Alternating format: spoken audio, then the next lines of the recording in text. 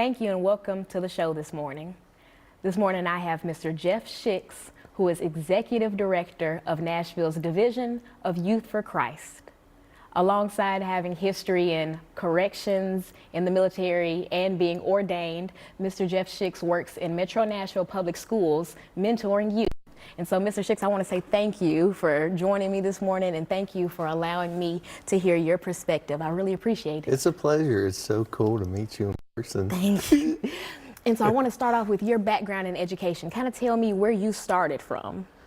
So, yeah, I grew up in a little school that's probably just a dot on a map in Ohio, a small town called Sunbury, Ohio, where I think our graduating class was 60 students. Wow. So super small.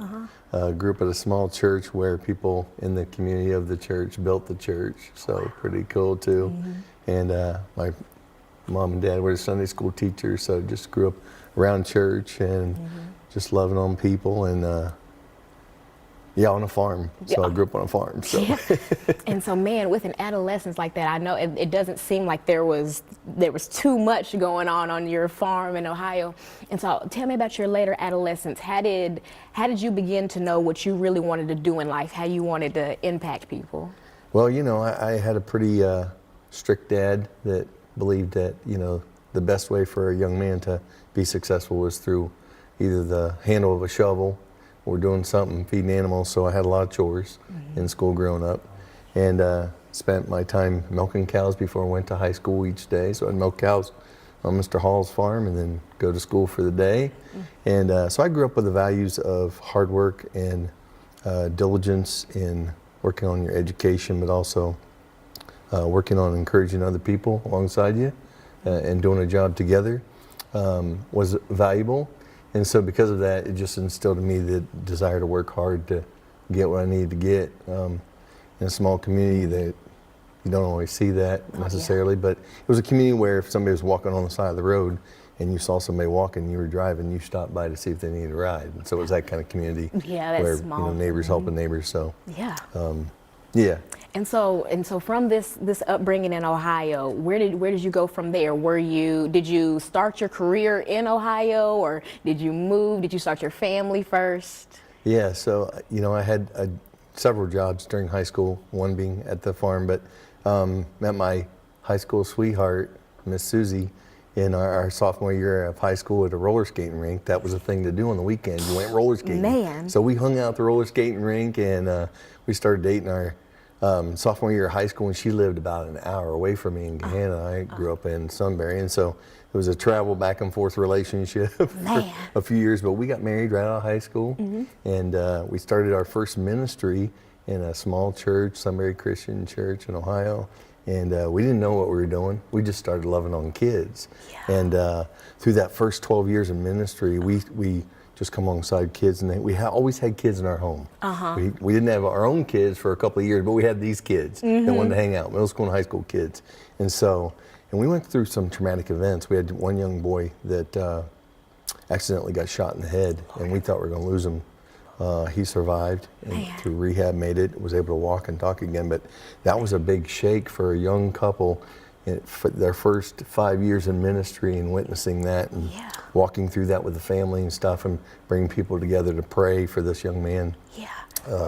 And Nate's an amazing kid, but that was our first chapter, was in Ohio, until we ended up moving to Florida for chapter 2. So. And so I want to start to begin your time in Florida in this first segment, and we'll continue it in the second one. But in Florida, did you take the same values and those same beliefs that you had in your Ohio ministry and bring that to Florida? Yeah. And what I failed to mention in Ohio is that I was a police officer by day and a youth pastor at night. So for the first 12 years, that's what I did. I put on a uniform during the day or in the evening, and then put on a pastor's jeans for youth ministry on Wednesday nights and Sundays. So it kind of curved. I saw the good in kids in ministry, but then I also saw some of the ugly side that comes into play with some things when you have to arrest somebody for a crime. And so it tugged at my heart in both different directions. You have this desire to see people come to know Jesus, but then there's the other side of the world where you see just the influence of the evilness of this world sometimes on kids at a young age, and how do we change that? How do we change that? And in the second segment, we're going to go deeper into changing the minds of the youth and how you personally went from Ohio to Florida. And I know we started that a second ago, but I want to get deeper into that and talk about what really molded the man that you are today and how you molded the community around you. And in our second segment, we'll have Mr. Jeff Shicks return to speak about his experiences in Florida, in Ohio, and in Tennessee, working with youth and ministry. Do you love Pictionary? Ice cream is For today, I have Mr. Jeff Shicks, Executive Director of Nashville's Division of Youth for Christ. In the first segment, Mr. Shicks talked about his background in Ohio, his upbringing, his experience in the church, and his education. We began to talk about his experiences with his ministry with his wife that was started in Ohio and was continued into Florida and into Tennessee. And Mr. Shicks, thank you again for joining me this morning. And I want to pick back up where we left off in the first segment, talking about your ministry in Florida. And so just to kind of recap, you spent 12 years in Florida with your wife working on your ministry. And I know that you also worked in corrections. And I think that's a really interesting twist on being a youth pastor, being a police officer as well, because you constantly see the two sides of the coin. Yeah.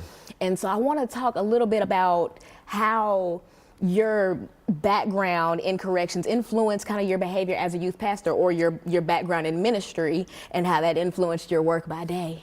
Yeah, so after we ended up vacationing in Florida, and that's how we ended up moving from Ohio to Florida. My wife loves Disney. If she could work there, she probably would. So after doing the 12 years in Ohio, we said, well, let's just try Florida and see if, that's chapter 2 for us. So we said, well, we'll put our house up for sale and see what happens. So we put our house on the market, and 30 days later, it sold. And we're like, okay, I guess we're moving to Florida. Wow. So we didn't have jobs. We didn't have a plan. We had 2 small kids that were in elementary school that were our own kids. And we just moved our stuff to Florida and tried to figure it out. And so the difficult thing for me was giving up being a policeman in Ohio, because I really enjoyed it. I was a bicycle cop and loved it in Ohio. Got to meet so many different people and interact with them, and just loved it. And I said, how do I continue that? And so we ended up at a church, First Christian Church in Fort Myers, and started loving on people there. We went through a brief stay with counseling because of me giving up being a police officer. It just created some headspace stuff that I had to work out for myself. So we found First Christian Church through that, and just started helping out with the youth there. And they said, well, we need to bring you on board. And so they brought me on board as a youth pastor there in 2000, and we started serving youth in a place called the Bridge Youth Center. We opened up a youth center for at-risk youth. And so all these kids from the communities started hanging out at this place after school, because we had a game room, we had a boxing facility, we had a snack bar and all this cool stuff. Kids were like, wow, what is this place? And so I don't mean to interrupt you, but with the students, the at-risk students that you worked with, what were some of the backgrounds, some of the home lives of the kids that you were working with? Were there instances of like substance abuse, alcohol abuse, things of that nature? Yeah, so this was the Bridge Youth Center was a free place for kids to hang out after school, middle school and high school. And so we had shelters that came and brought kids there that didn't have a place for kids to have activities. So it became a hangout place Monday through Saturday, where kids could hang out, especially Friday and Saturday nights. Kids could hang out there, and it felt kind of like a nightclub for kids, for lack of a better term, a cool place for them to hang out. Yeah. But we played Christian music. We took a break right in the middle. We went over the rules, expectations for them as students. But we had kids that were involved in drug activity. We had homeless kids. We had kids that were in gangs. We had kids that had criminal backgrounds and things like that too. But when they came in the doors, we loved them, we accepted them, and we treated them with value that they probably didn't get other places. And so anytime we had a kid that had a disagreement or an argument, we shut the place down. So they learned very quickly that, hey, there's rules that go along here. Mr. Jeff is like kind of a dad, and he and all these volunteers are here because they love us, and this is a place we want to keep safe. And so after a short period of time, it began to encourage kids to be there. And we opened the doors 2003, And I left Florida in 2009. About 7,000 students that came through the doors of this place called The Bridge, where kids could come and hang out. Wow. And is the bridge still in operation today? They are trying to reincorporate it and get it back running because they saw the impact that it had, that was a positive influence on students. Yeah. And we just loved kids. I mean, there's so many different stories, like for a teen mom that has a baby, and we took the baby into our home for almost 2 years, found out who his grandpa was. Grandpa got to have a relationship with him, and then through that we got to see the mom be successful as a young mom. And it was just so many amazing stories like that where we saw kids, when they're loved, when they're valued, when they're accepted and encouraged, they become different people. Yeah, and that testimony that you just gave is very true. To love a child and to believe in a child makes all the difference in the world. And so at this point in your life, by 2009, you've shaped at least 10,000 different lives over your history in Ohio and in Florida. And so how did you make it to Tennessee? Well, that was kind of a hiccup. The housing market kind of dumped in 2008. We were going to lose our house in Florida and our jobs in Florida. And so people started to leave Florida and look for stuff other places. Our daughter at that time was dating a guy at Belmont who was a music major. And so we said, well, maybe chapter 3 is Tennessee because our daughter lives up there, be closer to her. And so we put our house on the market. Unfortunately, we lost our house in Florida.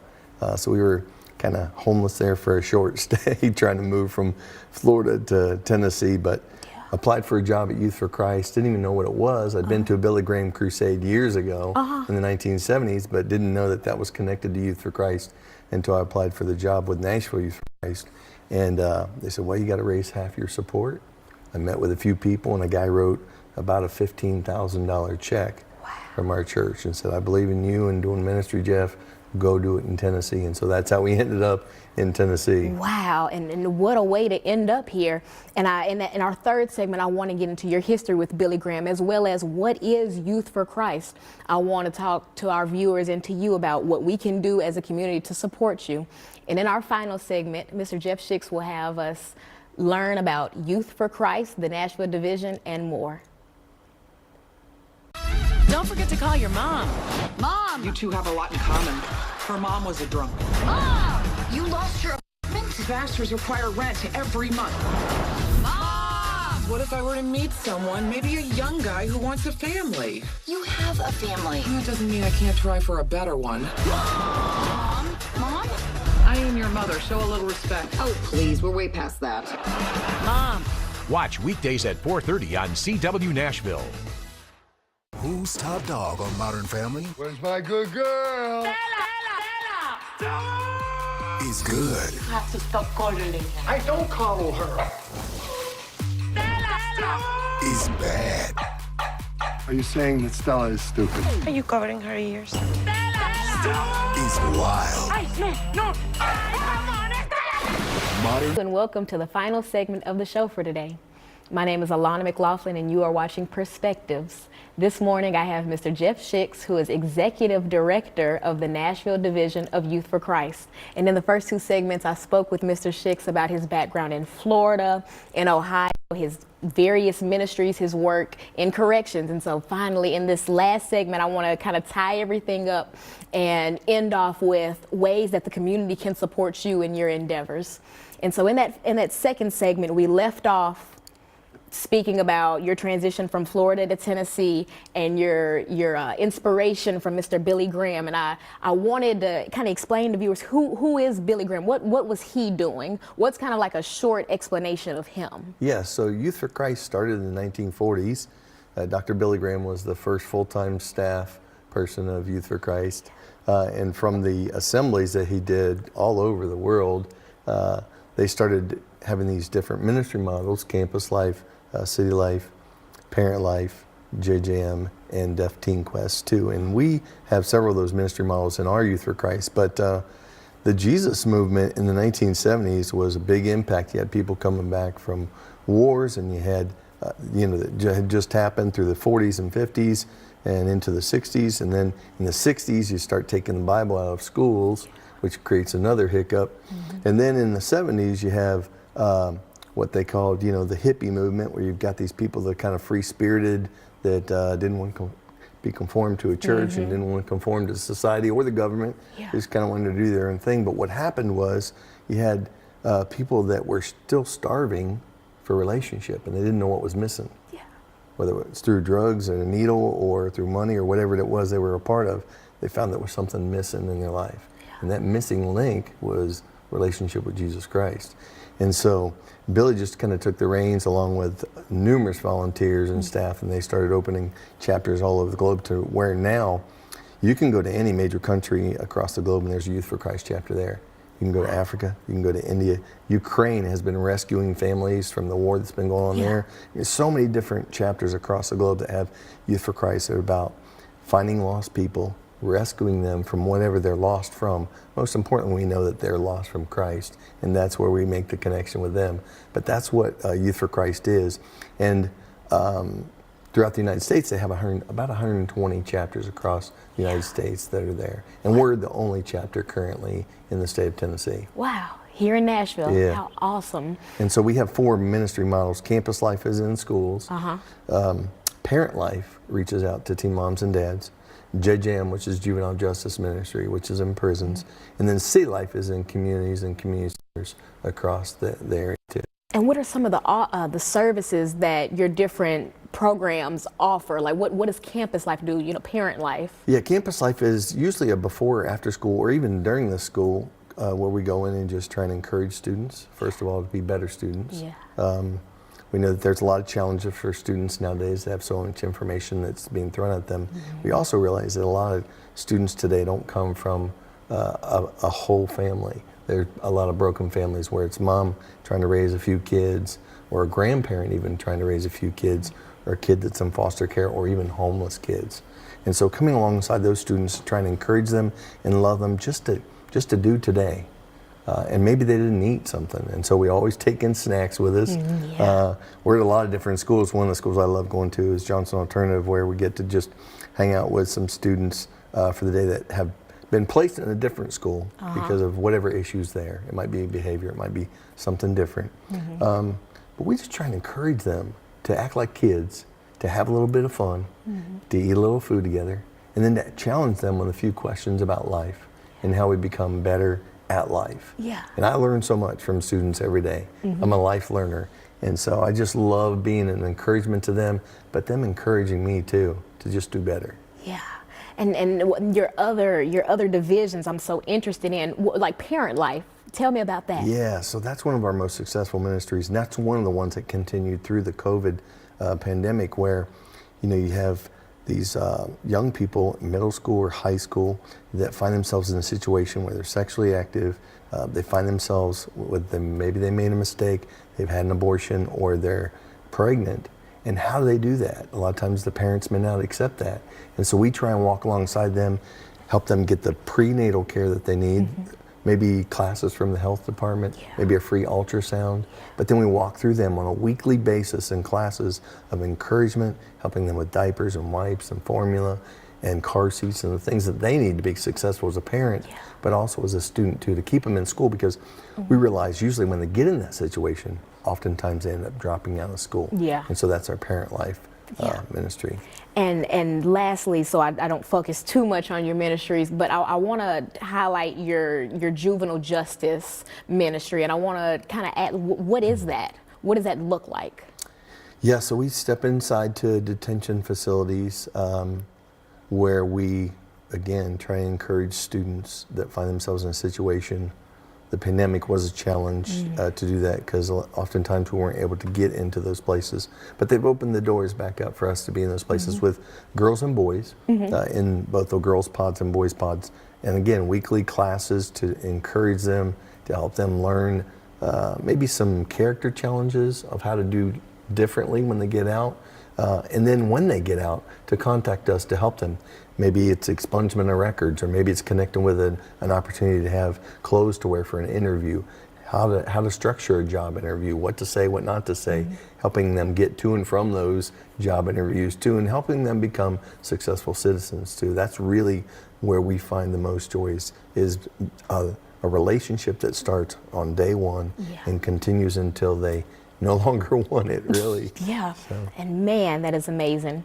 And so I want to ask you, when you think about Nashville's youth, specifically in terms of religion or ministry, what picture do you see in your head? Are Nashville youth heavily involved in the church? Do you have, lots of youth involved in YFC? What do you, and I know as a man with a background in faith that I know that you have a lot of experience in this, whether at your church or simply in the work that you do.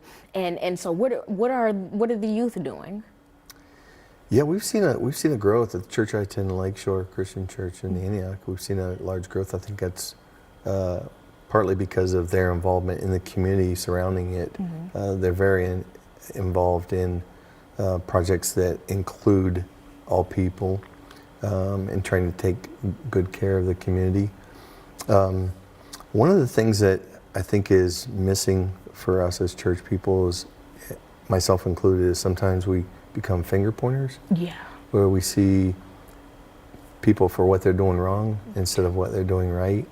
And my challenge as a believer, being in youth ministry, this is year 40 for me as a youth pastor, is to take on the spirit of Christ, really. Yes. To be looking for the people that are the lost, the broken, the hurting, because that's me. Yeah. I'm broken. I don't think anybody's perfect. And so it's looking for the opportunity just to love people, to come alongside them, encourage them in life. I think there's a big movement that's taken across our nation right now. Yeah. We've seen it in Asbury College and so many other colleges and universities, even here locally with Belmont and Trevecca and a few others, where they have just had this worship experience where it's just created this fire and excitement inside of them. Yeah. And now with the release of this Jesus Revolution movie, people are seeing what happened back in the 60s, 70s, and 80s. It's just like, man, it is out there. Sometimes we have to look for the good, but I think that we can find that in every person if we wear that as our belt of truth, kind of, so to speak, that we can find the good in people.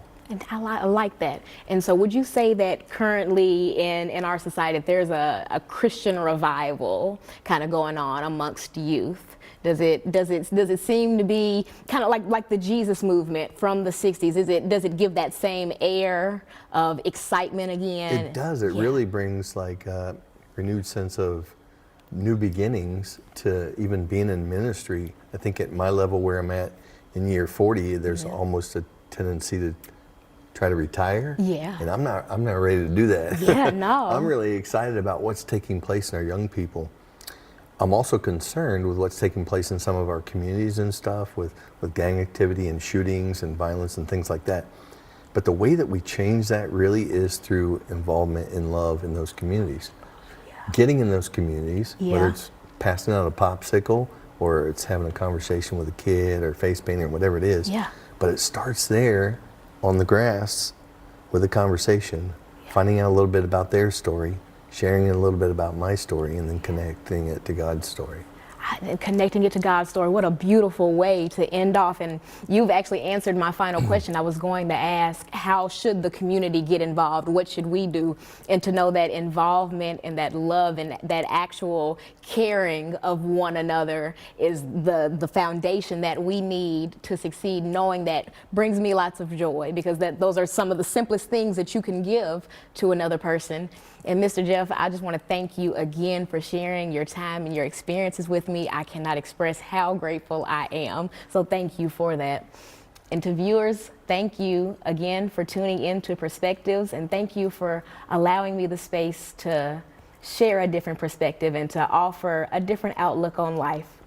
Until next time, good morning.